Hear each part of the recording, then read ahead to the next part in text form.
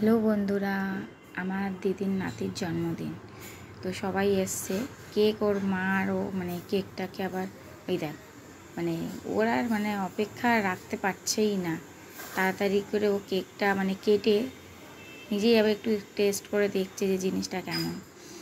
তো এবার ওর মা যখন খাওয়াতে যাবো কিছুতেই খাবেন, সারাদিন শুধু ভাবছে কখন কেক খাবো এরকম অবস্থা। ওর মা খাওয়াতে যাবে ও কিছুতেই খাবে না, না খাবো না, ও একা খাবে কেকটা। ওই যে ও কিছুতেই খাবে না ওর মার হাতে। কারণ কি, ওর মা বলতে চাইছে দেখ আমি তোকে খাবো, বলে না আমি একা খাবো, আমি বড় হয়ে গেছি, ও বড় হয়ে গেছে, ও একা খাবে, ও কারোর হাতে কেক খাবে না, ও একা খাবে। ওর মা ওর হাতে তুলে দিচ্ছে, এবার ও খাবে, ওর বন্ধুদের খাওয়াবে।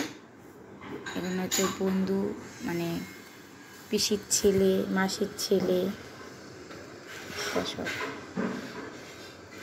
কেমন হয়েছে আমাদের পুচকের জন্মদিনের পার্টি? প্লিজ তোমরা একটু কমেন্ট করে বলো বাচ্চাটার জন্য, প্লিজ তোমরা কমেন্ট করো। এই যে আমার দিদি যাচ্ছে, তারপরে আমার দিদি আবার বলছে যে এমনি করো না, পড়ে যাবে। কিন্তু ও তো সেটা বুঝতেই পারে, ছোটো মানুষ তো বুঝতে পারছে না।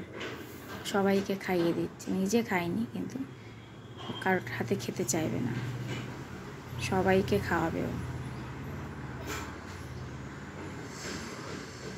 মামাকে খাওয়াতে যাচ্ছে।